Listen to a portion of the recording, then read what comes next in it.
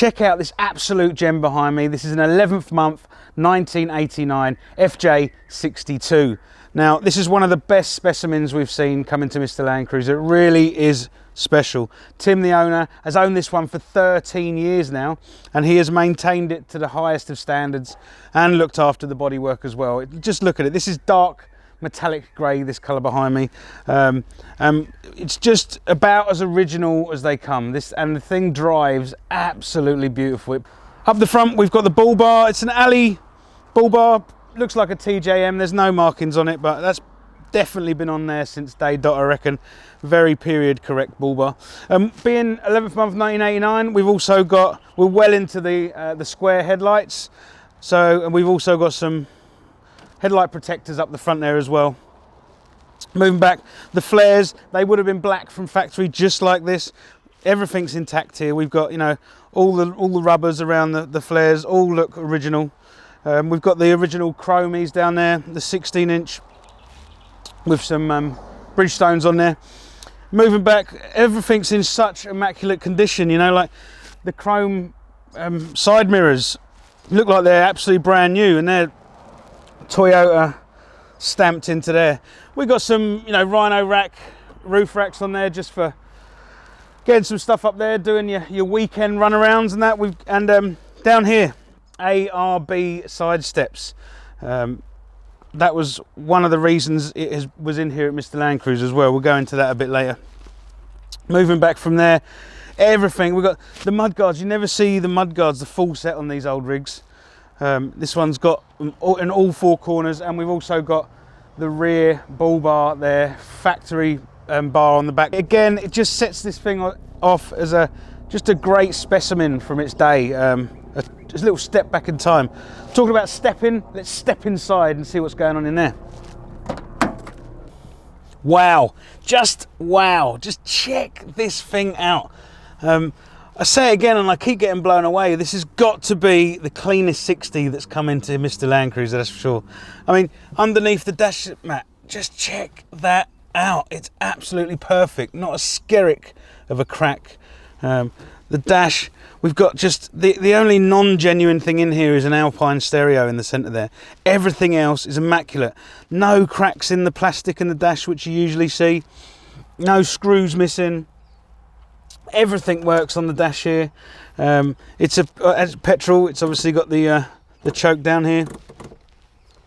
The carpets, I mean, you know, this thing's bloody 30 odd years old. You can't say much, but you know, the carpet's got a few little imperfections in it, but other than that, his center console's perfect. The boots on the handbrake and the gear sticks, it's just, I'm just blown away. The seats are absolutely beautiful. Going through the hood lining, there's a couple of little marks here and there. The sun visors, just everything. Just love this vehicle, and the grey for me is one of the best colours in the 60s as well. It's bloody lovely. So why was this 60 in Mr. Landcruiser? Well, look, we do something called, what we call here, a 3-hour report, which is we spend roughly 3 hours going right through the vehicle, writing an extensive list of what mechanical problems and other problems, electrical, everything else, like a roadworthy, but more extensive than that. So we've gone right through this thing, and usually with these old cruisers we have a list as long as your arm, but this 60 really did come back with just a few points on it. We had leaking swivel hubs, things like that, so we've been right through that. We've done all the swivel hubs, we've done all about the 4 or 5 items that we had to do, one of them being a clutch, and a rear diff needed rebuilding on this one because it had quite a heavy vibration. But one thing I will say about the swivel hubs, this had been to another garage. Anyway, look, don't let me tell you about it. Rich, what was going on with this one? Thanks, Rich. Look, these things come in here, and you know, we're supposed to be looking over a job list we're given to by the customer, right? So we've pulled the steering arms off this one, and he's complaining about pulling to the left-hand side, and the steering not feeling as good as it was before he had his swivel hubs done at, I might add, a mechanic shop that isn't used to these old vehicles. Now, people say they're easy to work on.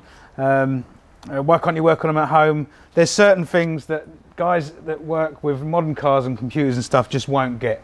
One of them is kingpin preload. Now, just check this out. We've got these steering arms. There is no other friction on this whatsoever other than the kingpin bearings, and I am struggling to turn that with my hands. There should be a little bit of load on those kingpin bearings, and that's it. So these kingpins have been incorrectly installed. There's shims between the top and bottom, and then you've got to get, that also allows you to get the drive shaft center in the seal, so you don't put adverse pressure on the top or the bottom of the seal.